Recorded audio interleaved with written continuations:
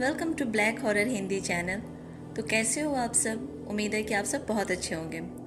दोस्तों, कहानी शुरू करने से पहले आपसे गुजारिश है कि आप में से बहुत से व्यूअर्स ऐसे हैं जो चैनल पे आते हैं पर चैनल को सब्सक्राइब नहीं करते हैं। आपसे रिक्वेस्ट है कि प्लीज़ प्लीज़ आप इस चैनल को सब्सक्राइब करें ताकि मुझे मोटिवेशन मिलती रहे वीडियोज़ बनाने की। साथ ही व्यूअर्स, अगर आप चाहते हैं कि आपकी स्टोरी को मैं अपनी आवाज़ दूँ तो आप अपनी स्टोरी मुझे मेरे ईमेल आईडी या मेरे इंस्टाग्राम पे भेज सकते हैं। दोनों का लिंक मैंने डिस्क्रिप्शन बॉक्स में दे दिया है। और हाँ, आज की वीडियो पूरा ज़रूर देखिएगा, आपको अच्छी लगेगी। ठीक है, चलिए वीडियो स्टार्ट करते हैं। हमारे इंडिया में हिंदू कल्चर में जैसे भूत, चुड़ैल, छलावा, आत्मा, ब्रह्म, राक्षस, मुस्लिम कल्चर में जिन, खब्बिस मशहूर हैं, उसी तरह western culture specially northern America और कनाडा में ये शैतान काफ़ी मशहूर है, जिसे वेंडिगो कहते हैं। इसे विंडिगो, वीटिगो, वीटिको नाम से भी जानते हैं। दोस्तों, पहले हम आपको वेंडिगो के बारे में अच्छे से इन्फॉर्मेशन दे देते हैं, क्योंकि बहुत से व्यूअर्स हैं जिन्हें वेंडिगो के बारे में अच्छे से मालूम है और बहुत से ऐसे हैं जो सिर्फ वेंडिगो का नाम सुने हैं और उनके बारे में पूरी तरह से कुछ जानकारी नहीं है। वेंडिगो एक ऐसा शैतान है जो इंसान से ही बना होता है। इसे इंसान का मांस खाना बहुत पसंद है। ये हमेशा इंसानी मांस के लिए भूखा रहता है और जितना खाता है इसकी भूख उतनी ही बढ़ती है। इसकी भूख कभी खत्म ही नहीं होती है। इसे मांस ना मिले तो ये खुद का मांस खाने लगता है। ये दिखने में हद से ज़्यादा लंबा और पतला होता है और इसकी बॉडी पे जो स्किन होती है वो काफ़ी गली हुई होती है, जैसे चलती फिरती लाश। इसके हाथ काफ़ी लंबे होते हैं। इसका धड़ इंसान जैसा होता है और इसका सर एक हिरन जैसा खौफनाक सर होता है। इसकी आंखों की जगह 2 काले गड्ढे होते हैं। इसके शरीर से सड़े मांस की गंदी बदबू आती है। वो बदबू ऐसी होती है कि आप उसे बर्दाश्त नहीं कर सकते हैं। जंगल में अगर आपको अचानक से ऐसी बदबू आए तो समझ लीजिएगा आपके आसपास वेंडिगो है। इसके पास कई जादुई शक्तियां होती है। कहा जाता है वेंडिगो अपने शिकार को फंसाने के लिए इंसान और जानवरों की तरह आवाज़ निकालने में माहिर होता है, क्योंकि ये पहले भी इंसान ही रहता है।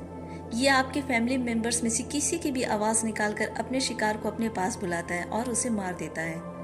अच्छा, एक बात और, वेंडिगो अपने डार्क मैजिक से शिकार को फंसाने के लिए उसके आसपास के मौसम को भी चेंज कर सकता है। ये अपने शिकार को पॉजेस भी करता है और उसे भी वेंडिगो बना देता है। वेंडिगो के बारे में ये कहा जाता है कि अगर ये आपकी गंध एक बार ले ले तो फिर आपका पीछा नहीं छोड़ता है। वैसे वेंडिगो ग्रुप के लोगों पर अटैक नहीं करता है। कोई इंसान जब अकेला या 2 रहता है तब ये अटैक करता है। कहा जाता है कि वेंडिगो को मारना हो तो सिल्वर धातु के बने हथियार उसके दिल के आर पार करना होता है और उसकी बॉडी को जला दें या फिर उसके सर को धड़ से अलग कर दें, उसके बाद उसकी बॉडी को जलाएं। लेकिन ये सब करना इतना आसान नहीं है दोस्तों। अच्छा, एक जगह मैं पढ़ी थी कि अगर वेंडिगो के सामने उसका असली नाम ले लिया जाए तो वो पागल होकर भी मर सकता है। अब इस बात में कितनी सच्चाई है ये तो मैं भी नहीं जानती हूँ। वेंडिगो अमेरिका और कनाडा के बर्फीली जंगल में पाया जाता है। यहाँ के बर्फीले जंगल में ऐसी ठंड होती है कि किसी आम इंसान का सरवाइव करना बहुत मुश्किल हो। वेंडिगो का शिकार करने वाले हंटर्स को शमन कहा जाता है। ऐसे ही 2 शमन भाई थे, जैक फिडलर और जोसेफ फिडलर, जिन्होंने 14 वेंडिगो को मारने का दावा किया था। लेकिन 1905 में लास्ट में जिस औरत को ये लोग मारे थे उसके मर्डर के चार्ज में दोनों भाइयों को अरेस्ट कर लिया गया था। शमन भाइयों ने बताया था कि उन्हें खबर मिली थी कि वो औरत कोई काले जादू की क्रिया करके वेंडिगो बनने वाली थी, सो उसे मारने गए थे। जेल में दोनों भाइयों में से बड़ा भाई किसी तरह वहां से भाग जाता है। सुबह में उसकी बॉडी घने जंगल में पेड़ पे लटकी हुई मिलती है। उसने खुद को फांसी लगाकर सुसाइड कर लिया था, लेकिन उसके कबीले के लोगों का कहना था कि वेंडिगो ने इसे पॉसेस कर लिया था, इसलिए उसने सुसाइड कर लिया।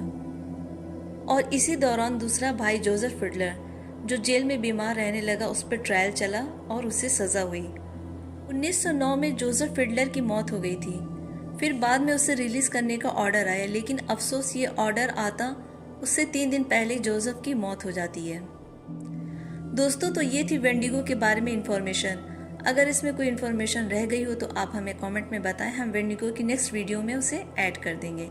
अब चलते हैं वेंडिगो की कहानी सुनते हैं, ठीक है? हाय, मेरा नाम जेनी है और मेरी एज अभी 25 ईयर्स है और मैं कोलोराडो से हूँ। ये बात उस वक्त की है जब मैं 11 साल की थी। हम कोलोराडो के पहाड़ों में रहते थे। पीछे हमारे काफ़ी घना जंगल था। हमारे घर पर इंटरनेट नहीं थी, सेल फोन नहीं था, बस एक लैंडलाइन फ़ोन था। ये सब फैसिलिटीज़ ना होने की वजह से मेरा ज़्यादातर टाइम बाहर खेलने में जाता था मेरे 2 छोटे छोटे पपीज़ के साथ। एक दिन इसी तरह खेलते खेलते मैं और मेरे दोनों पपीज़ हम जंगल के अंदर चले गए।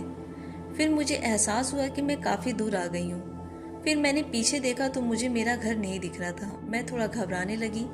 फिर मैंने देखा कि काले काले बादल आ गए हैं और हल्की हल्की बारिश शुरू हो गई है। फिर मैं एक घने पेड़ के नीचे आ गई अपने दोनों पपीज़ के साथ। फिर कुछ मिनट के बाद जब बारिश बंद हुई तब मैं अपने दोनों पपीज़ के साथ घर की ओर जाना शुरू कर दी। कुछ दूर आने के बाद मुझे एक साइड से पेड़ हिलने की आवाज़ आई। मुझे लगा होगा कोई जंगली जानवर। मैं इग्नोर कर दी। फिर वो पेड़ पत्ते हिलने की आवाज़ ज़्यादा आने लगी। फिर मैं रुककर देखने लगी उस पेड़ की तरफ और मेरे दोनों पपीज़ उस पेड़ की तरफ देखकर बहुत ज़्यादा भौंकने लगे। ऐसे वो लोग कभी नहीं भौंके थे। फिर जब पलट कर मैं आने लगी फिर मुझे एक आवाज़ आई, जेनी बेटा, जेनी यहाँ आओ, मेरे पास आओ। ये आवाज़ किसी और की नहीं, मेरी मॉम की थी। लेकिन उस आवाज़ में एक डरावना एहसास था। मैं तुरंत वहाँ से भागना शुरू की। मेरे पीछे मेरे दोनों पपीज़। मैंने पीछे पलट कर देखा तो देखा एक लंबा सा कोई क्रिएचर है और जिसके सर पे 2 सींग है और उसका जो मुंह था वो अजीब सा हिरण जैसा या किसी चीज़ जैसा लग रहा था। मैंने अपनी स्पीड और बढ़ा दी और वो जो भी था मेरे एक पप्पी को उठा ले गया। मेरी पप्पी की चीखने की आवाज़ मेरे कानों में साफ आ रही थी। फिर मुझे अपना घर दिखने लगा। मैं रोते रोते घर में आ गई और सारी बातें मम्मी डैडी को बता दी। उसके बाद मम्मी डैडी मेरा घर से बाहर जाना बिल्कुल बंद कर दिए। उसके 2 साल के बाद मैं वहाँ से दूसरे एरिया में शिफ्ट हो गई। जब मैं 17 साल की हुई तब मैं अपनी मम्मी से उस दिन के बारे में पूछी कि वो क्या चीज़ था जो मेरी एक पप्पी को उठा ले गया। फिर मम्मी ने कहा कि अब तुम बड़ी हो गई हो इसलिए अब तुम्हें बता देती हूँ कि वो क्या चीज़ था।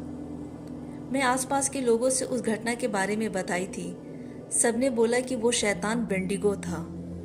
मम्मी से पूछा वेंडिगो? मम्मी ने कहा हाँ वेंडिगो। वेंडिगो एक ऐसा शैतान है जिसे सिर्फ इंसानी मांस खाना पसंद है। तुम बहुत लकी हो जो उससे बच गई हो, वरना वेंडिगो से बचना बहुत मुश्किल है।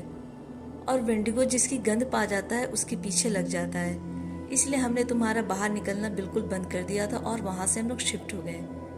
मैं आज भी उस दिन को जब याद करती हूँ मेरी बॉडी कांपने लगती है। मुझे बहुत डर लगने लगता है और मुझे अक्सर वेंडिगो के सपने आते हैं। ये दूसरी कहानी न्यू हैम्पशायर की है। वहाँ 13 माइल्स वुड नाम से जंगल है जिसमें लोग हंटिंग कैंपिंग के लिए जाया करते हैं। उस जंगल में जो भी जाता है वहाँ से खौफनाक बातों को लेकर ही आता है। ऐसा कहा जाता है कि उस जंगल में जो जाता है और ज़्यादा टाइम भूखा प्यासा रहने लगता है तो वो कैनिबल बन जाता है, मीन्स नरभक्षी। माना जाता है वहाँ जंगल में वेंडिगो का वास है जो आपको पॉजेस कर लेता है। मेरा नाम किल्मर है। ये कहानी मेरे दादाजी ने सुनाई थी। जब मैं ये कहानी सुना था तब मेरे रोंगटे खड़े हो गए थे। ये बात 1957 की है। उस शख्स का नाम अर्नोल्ड वॉटसन था। उसे शिकार करना, कैंपिंग करना, जंगलों में घूमना बहुत पसंद था। उसके बहुत सारे दोस्त थे जो उसको कंपनी दिया करते थे। उसे अपने दोस्तों से मिले हुए काफ़ी दिन हो गया। सो उसके 2 दोस्त एंडी जॉनसन और डेरिल ट्रेम्बल, ये तीनों 13 माइल्स वुड जंगल में लंबे ट्रिप पे शिकार करने का प्लान करते हैं। ये तीनों अपने साथ टेंट्स, ब्लैंकेट, राइफल, खाने का सामान और भी ज़रूरी चीज़ें ले लेते हैं जो एक हफ्ते के लिए काम आ जाए। ये सब अर्नोल्ड की गाड़ी शेवी पर बैठकर चले जाते हैं। रास्ता काफ़ी धूल वाला और उबड़ खाबड़ था। ये लोग जंगल के काफ़ी अंदर चले जाते हैं। फिर इनकी गाड़ी का इंजन अजीब सी आवाज़ करने लगता है और फिर स्लो होकर के बंद हो जाता है। अर्नोल्ड बाहर आकर अपनी गाड़ी को किक मारता है कि स्टार्ट हो जाए। फिर एंडी पूछता है कि तुम इसकी टैंक फिल नहीं करवाए थे? अर्नोल्ड सर पकड़कर बोलता है कि मैं भूल गया था इसकी टैंक फिल करवाना। फिर वो तीनों डिसाइड करते हैं कि यहीं कहीं कैंप लगा लेते हैं। अर्नोल्ड बोलता है कि ठीक है, लेकिन हम गाड़ी से ज़्यादा दूर नहीं जाएंगे। फिर वो सब और अंदर जाकर जंगल में नदी के किनारे साफ जगह देख करके टेंट लगा लेते हैं। अंधेरा होने लगता है। सो ये तीनों बॉन फायर जलाते हैं, फिर तीनों बहुत बातें करते हैं, खाना खाते हैं। टायर्ड होने की वजह से वो जल्दी सोने चले जाते हैं। एर्नोल्ड अपने गन को हाथ में लेकर के सोता है। फिर काफ़ी रात गुजरने के बाद एर्नोल्ड अचानक से उठ जाता है। फिर वो आंख मलते हुए टेंट के बाहर आता है। वो बाहर जो नज़ारा देखता है उसकी तो नींद ही गायब हो जाती है। एर्नोल्ड देखता है कि एक बड़ा सा भालू उन लोगों के रखे हुए खाने को खा रहा है। एर्नोल्ड फौरन टेंट में आता है और अपनी राइफल लेकर बाहर आता है और फिर भालू पर फायरिंग करता है, लेकिन एक भी गोली भालू को नहीं लगी और वो भालू वहाँ से गायब हो गया। फिर वो एंडी और डैरल को आवाज़ देकर उठाता है कि देखो, भालू हमारा सारा खाना खा गया है। फिर वो दोनों बाहर आते हैं और बोलते हैं कि अब हम क्या करें, हमारे पास खाना नहीं है, हम कैसे एक हफ्ते काटेंगे, और हमारी गोली भी सब खत्म हो गई है। एर्नोल्ड बीच में बात काटते हुए बोलता है कि गाड़ी में और भी गोलियां रखी हुई है। फिर एर्नोल्ड पूछता है कि क्या तुम दोनों को गाड़ी के पास जाने का रास्ता मालूम है? एंडी बोलता है हाँ, ये वाला है। नहीं, शायद वो वाला था। ये सुनकर डैरल अपने हाथ से अपने फेस को पकड़ लेता है और गुस्से में एंडी से बोलता है, तुम्हें मालूम है कि तुम क्या बोल रहे हो? फिर एंडी और डैरल में आर्गुमेंट होने लगता है और कुछ सेकंड में हाथापाई। एर्नोल्ड बीच में आकर दोनों को अलग करता और बोलता है, तुम दोनों बच्चों की तरह लड़ना बंद करो और ये सोचो हम तीनों कितनी बुरी तरह फंस गए हैं। न खाना है न गोली है, हम लोग सर्वाइवल सिचुएशन में हैं। ये कोई गेम या मजाक वाली बात नहीं है। हम मर भी गए तो किसी को हमारे बारे में कुछ पता नहीं चलेगा, ना कोई हमें ढूंढ पाएगा। हमें इस नदी को फॉलो करना चाहिए, हो सकता है कि हम किसी टाउन, गांव या किसी सेफ जगह पहुंच जाएं। एंडी बोलता है, टाउन? हमें कुछ नहीं मिलने वाला है, हम कभी यहाँ से बाहर नहीं निकल पाएंगे। एंडी इन तीनों में वीक था, सो ये कोई हैरानी वाली बात नहीं होगी अगर वो टूटने लगा। वो लोग नदी के किनारे से चलना शुरू करते हैं। रात काफ़ी अंधेरी थी और ठंड भी बहुत लग रही थी। भूखे प्यासे थे वो लोग, लेकिन चलना बंद नहीं किए। फिर उन लोगों को पेड़ हिलने की आवाज़ आई, ऐसे जैसे सूखी पत्तियों पे चलने की आवाज़ भी आने लगी। एंडी ने कहा, ये कैसी आवाज़ आ रही है? डैरल बोला, कोई खरगोश होगा, तुम ज़्यादा परेशान मत हो। कुछ मिनट के बाद एंडी बैठ गया और उन दोनों से बोला कि तुम लोग आगे चलो, मैं आता हूँ। एर्नोल्ड ने कहा कि तुम श्योर हो ना? एंडी ने बोला, हाँ, मैं ज़्यादा टाइम नहीं लूँगा। वो दोनों आगे बढ़ने लगे। तभी अचानक एंडी की भयानक चीखने की आवाज़ आई, डैरल मुझे बचाओ। इस आवाज़ के बाद एक अजीब सी गुर्राने की आवाज़ आती है। किसी चीज़ को चीर फाड़ करके खाने की आवाज़ आने लगी। वो दोनों एंडी को आवाज़ लगाते पीछे भागे। तभी देखा कि सामने एक लंबा सा कोई हड्डियों का ढांचा खड़ा है।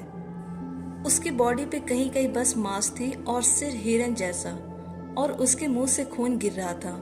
वो शैतान इन लोगों पे गुर्राया और जंगल में भाग गया। डैरल ने कांपते हुए कहा, हे भगवान, ये क्या चीज़ है? एर्नोल्ड ने कहा कि ये वही शैतान है जिसका नाम लेना नहीं चाहिए। तो उसने बताया कि ये वेंडिगो है। इन लोगों ने आग जलाई और एंडी को आवाज़ देकर ढूंढने लगे। फिर उन्हें ज़मीन पर एंडी की लाश मिली। उसके सीने को फाड़ दिया गया था। उसके पेट की सारी ऑर्गन्स बाहर निकली हुई थी। उसके एक पैर को अलग कर दिया गया था। उसमें भी हड्डियां दिख रही थी क्योंकि उस पर मांस नहीं थे। उसके चेहरे के भी कुछ मांस गायब थे। सबसे डरावनी उसकी आंख खुली हुई थी। ऐसा लग रहा था जैसे उसने कोई बहुत भयानक शैतान को देख लिया हो। ये देखते ही डैरल उसकी बॉडी के पास गिरकर बहुत रोने लगा। एर्नोल्ड उसे संतावना देता और बोलता है कि यहाँ से जितना हो सकता है हमें निकलना चाहिए। लेकिन डैरल बहुत गुस्सा हो जाता है कि तुम कैसे एंडी को छोड़कर जा सकते हो? क्या एंडी तुम्हारा दोस्त नहीं था? ये बोलकर डैरल उसकी गर्दन पकड़ लेता है और फिर एर्नोल्ड उसके पेट में मारता है, जिससे डैरल ज़मीन पर गिर जाता है। फिर एर्नोल्ड डैरल के चेहरे पर पंच मारने लगता है। उसके सिर को पेड़ से लड़ा देता है, जिससे उसके फेस पे काफ़ी ब्लड आने लगता है और फिर डैरल वहीं मर जाता है। अचानक एर्नोल्ड की आंखें बिल्कुल काली हो जाती है और उसकी आंखों में वहशीपन आ जाता है और डैरल के लेफ्ट हैंड को वो चबाना शुरू कर देता है। फिर अचानक से एर्नोल्ड जब होश में आता तब देखता है कि उसके मुंह और हाथों में बहुत ज़्यादा खून लगा है और ये नज़ारा देखकर वो बोलता है कि ये मैंने क्या कर दिया, अपने ही दोस्त की जान ले ली। वो काफ़ी देर तक वहीं बेसुध बैठा रहता है, ब्लैंक एक्सप्रेशन के साथ। एर्नोल्ड अपने आप से बोलता है, ये क्या कर दिया मैंने? मुझे यहाँ से निकलकर बाहर सभी को बताना होगा कि यहाँ क्या हुआ था। एर्नोल्ड उठकर चलना शुरू कर देता है। कुछ घंटे चलने के बाद उसे सूखी पत्तियों की आवाज़ आती है। उसे अपनी गर्दन पे गर्म हवा महसूस होती है। वो पीछे मुड़ करके देखता है तो वो दरिंदा वेंडिगो उसके पीछे खड़ा था। उसकी आंखें बिल्कुल येलो थी। उसके सीने की सभी हड्डियां नजर आ रही थी। उसका सिर हिरन जैसा। उसके बदन पे कुछ सड़े मांस थे जो लटक रहे थे। उसके शरीर के बालों का रंग काला और उसके शरीर से सड़े हुए मांस की बदबू आ रही थी। एर्नोल्ड ये देखकर चिल्लाकर भागना शुरू करता है, लेकिन वो वेंडिगो उसे पकड़ लेता है और भयानक आवाज निकालकर गुर्राता है। वो वेंडिगो एर्नोल्ड के पैर में काट लेता है और उसके शरीर के कई हिस्से पे भी। एर्नोल्ड दर्द से चिल्लाने लगता है, फिर उसके मुंह पे जोर जोर से मारने लगता है। ये सब उस वेंडिगो को और गुस्सा दिलाने लगता है और वो एर्नोल्ड को उठा करके फेंक देता है। फिर वो एर्नोल्ड को पकड़ लेता है। एर्नोल्ड भी जोर लगाता है उसकी पकड़ से बाहर निकलने का, लेकिन वेंडिगो उसे और मजबूती से पकड़ लेता है। लकीली एर्नोल्ड उसकी पकड़ से निकल जाता है और उसे नदी में ढकेल देता है। फिर मौका देखकर एर्नोल्ड अपनी घायल पैर की परवाह किए बगैर अपनी पूरी ताकत के साथ उस वेंडिगो को पानी में डुबाता रहता है। जब वेंडिगो थोड़ा शांत होता है तब एर्नोल्ड मौका देकर वहां से भागना शुरू करता है। तभी पीछे से उसे डैरिल की आवाज आती है, एर्नोल्ड, मुझे ऐसे छोड़कर मत जाओ, मुझे भी साथ ले चलो, मेरे पास आओ। लेकिन एर्नोल्ड जानता था कि ये डैरिल की आवाज नहीं है, डैरिल तो मर चुका है। दौड़ते दौड़ते सुबह हो जाती है और वो रोड पे आ जाता है और वो बहुत खुश होता है। उसे ज्यादा देर रोड पे रुकना नहीं पड़ता है। तभी एक ट्रक आती है और जो शख्स ड्राइवर सीट पे था वो बाहर आता है और एर्नोल्ड को सहारा देता है ट्रक में चढ़ने के लिए और पूछता है कि तुम्हारे साथ ये क्या हुआ है।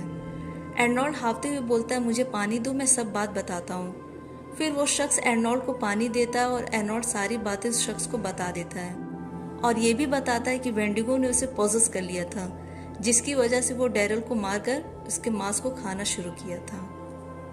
वो शख्स और कोई नहीं, मेरे दादाजी थे। मेरे दादाजी उसे हॉस्पिटल लेकर जाते हैं, लेकिन शरीर के जख्मों में इन्फेक्शन होने की वजह से उसकी मौत हो जाती है। फिर मेरे दादाजी ये सारी घटना पुलिस को बताते हैं। पुलिस फॉरेस्ट रेंजर्स की मदद से वहां जंगल में जाती है तो उन्हें वहां एर्नोल्ड की शैवी गाड़ी मिल जाती है। आप उसकी पिक देख सकते हैं। एंडी और डैरिल की बॉडी कहीं नहीं मिलती है।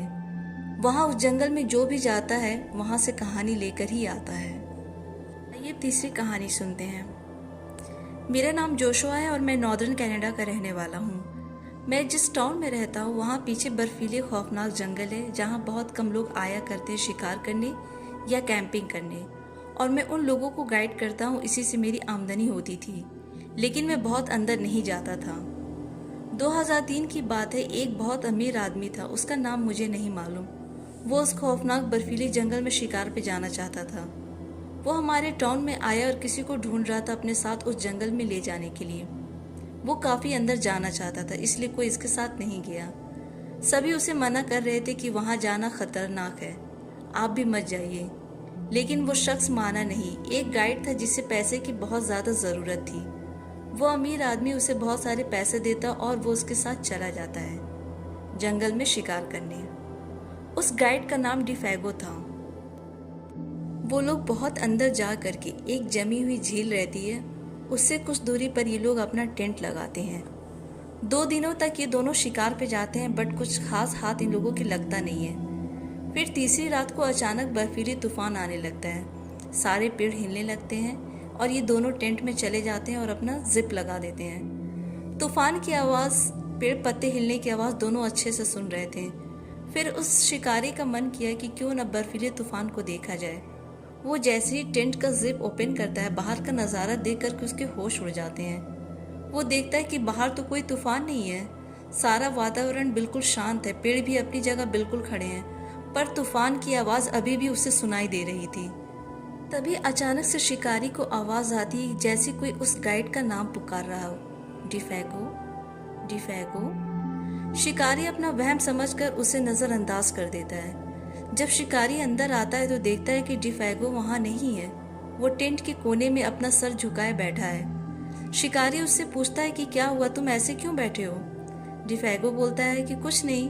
तभी दोनों सुनते हैं कि कोई डिफेगो का नाम पुकार रहा है, डिफेगो, डिफेगो, यहाँ आओ। ये सुनते ही डिफेगो टेंट से बाहर भागने की कोशिश करता है। वो शिकारी उसे जोर से पकड़ लेता और बोलता है कि मैं तुम्हें बहुत पैसे दिए, तुम मुझे ऐसे छोड़कर नहीं भाग सकते हो। फिर से तूफान की आवाज़ आती है और साथ में फिर वही डिफेगो को पुकारने की आवाज़ आती है। इस बार डिफेगो उसकी पकड़ से निकलकर टेंट के बाहर भाग जाता है। कुछ सेकंड्स के अंदर उस शिकारी को बाहर डिफेगो को चीखने की आवाज़ आती है। धीरे धीरे ये आवाज़ दूर जाते जाते ख़त्म हो जाती है और इसी के साथ तूफान की आवाज़ भी अचानक से एकदम गायब हो जाती है। ये सब देख सुनकर शिकारी की डर से हालत ख़राब हो जाती है। वो टेंट से बाहर आता ही नहीं है उस रात को। जब सुबह होती है तो वो डरते हुए बाहर निकलता है। बर्फ में वो डिफेगो के पैरों के निशान देखता है। वो झील की तरफ जा रहे थे। शिकारी सोचता है कहीं ऐसा तो नहीं कि वो झील में गिर गया हो। जब वो झील के पास जाता है तो झील में कोई छेद नहीं रहता है। फिर उसे डिफेगो के कदमों के निशान दिखते हैं जो जंगल के काफ़ी अंदर जा रहे हैं। तभी वो कुछ अजीब डरावनी चीज़ नोटिस करता है। वो देखता है कि डिफेगो के पैरों के निशान धीरे धीरे बड़े होते जा रहे हैं और आगे जाकर के गायब हो जाते हैं। वो सोचने लगता है कि कोई इंसान के पैरों के निशान अचानक से ऐसे बड़े नहीं हो सकते हैं। शिकारी बहुत परेशान हो जाता है और जंगल में अंदर जाता है। ऐसा करते करते काफ़ी समय हो जाता है। तभी उसे वही रात वाली तूफान की आवाज़ सुनाई देती है और उस आवाज़ के साथ डिफेगो की चीखने की आवाज़ सुनाई देती है, पर उसे कोई नज़र नहीं आता है। ये सुनते ही उस शिकारी का दिल बैठने लगता और वो जल्दी से वहाँ से भागकर अपने टेंट में आता है और सारी पैकिंग करने लगता है। वो इतना डर जाता है कि टेंट वहीं छोड़ देता है और साथ ही कुछ खाना डिफेगो के लिए छोड़ देता है। वो सोचता है डिफेगो जिंदा है, वो आकर खा लेगा। वो टाउन में वापस आता है और अपने सिटी चला जाता है। फिर कुछ महीने बाद वो शिकारी टाउन में वापस आता है उस जंगल में शिकार पे जाने के लिए। वो टाउन में सबसे डिफेगो के बारे में पूछता है। तभी मैं बोलता हूँ कि कुछ महीने पहले वो आपके साथ ही तो जंगल में गया था। उसके बाद डिफेगो आज तक हम लोगों को दिखाई नहीं दिया है। ये सवाल तो बल्कि हम लोगों को आपसे करना चाहिए था। शिकारी पिछली बार की घटना पूरी बताता है। सब उसे बोलते हैं वहाँ वेंडिगो का बसेरा है, इसलिए हम लोग ज़्यादा अंदर नहीं जाते हैं। डिफेगो पैसे की लालच में गया था और अपनी जान भी गंवा दी। शिकारी को गांव के लोगों द्वारा बताई गई वेंडिगो वाली बात पे बिल्कुल भी यकीन नहीं होता। वो फिर उस जंगल में शिकार पे जाना चाहता है और फिर किसी गाइड को ढूंढता है और इस बार मैं उसके साथ जाता हूँ। मैं शिकारी से पहले बोल देता हूँ कि हम ज़्यादा जंगल के अंदर नहीं जाएंगे। एक जगह पहुंचकर हम टेंट लगाते हैं, आग जलाते हैं, फिर डिनर कर बात करने लगते हैं। तभी वो शिकारी बोलता है कि शायद कोई हमारी तरफ आ रहा है। मैं देखता हूँ कि एक आदमी चादर ओढ़े आ रहा है। जब नज़दीक आता है तो उसका फेस दिखता ही नहीं, क्योंकि उसका फेस भी चादर से ढका रहता है और सर पर हैट रहता है और वो हमारे पास आकर बैठ जाता है। मुझे कुछ सही नहीं लगता और मैं आग में से एक जलती हुई लकड़ी निकालकर दूरी पे खड़ा हो जाता हूँ। शिकारी उस अजनबी से पूछता है कि तुम कौन हो, यहाँ अकेले जंगल में क्या कर रहे हो। वो कुछ नहीं बोलता है। फिर शिकारी इससे डिफेगो के बारे में पूछता है, फिर अजनबी कुछ नहीं बोलता है। शिकारी को गुस्सा आता और वो उस अजनबी के ऊपर से चादर खींचता है। वो देखता है वहाँ कोई शरीर नहीं है, बस राख का ढेर है। ये देखकर हम दोनों की हालत ख़राब हो जाती है। फिर हम जल्दी से वहाँ से निकलने की कोशिश करते हैं। तभी हमें आवाज़ आती है, पापा यहाँ आओ। कहाँ जा रहे हो, इधर आओ। शिकारी ये आवाज़ सुनकर रुक जाता है और पीछे देखने लगता है और बोलता है कि ये आवाज़ मेरी 9 साल की लड़की की है जो अब इस दुनिया में नहीं है। वो उस आवाज़ के पीछे जाता है। मैं उसे रोकने की कोशिश करता हूँ, लेकिन वो अपनी लड़की का नाम लेते हुए उस आवाज़ के पीछे जंगल में भागने लगता है। मुझे अपनी जान प्यारी थी, इसलिए मैं वहाँ से भागना बेहतर समझता हूँ और मैं भागना शुरू किया। तभी मुझे उस शिकारी की दर्दनाक चीखने की आवाज़ आती है। मेरे कानों में साफ आवाज़ आती है, जैसे उसे कोई फाड़ रहा है।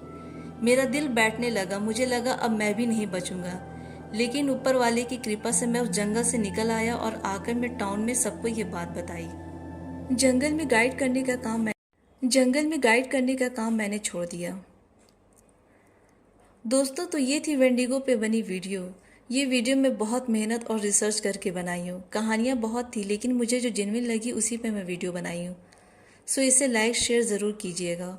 और हाँ, फिर से बोल रही हूँ कि चैनल को सब्सक्राइब कर लीजिएगा, नहीं तो सपने में वेंडिगो आएगा।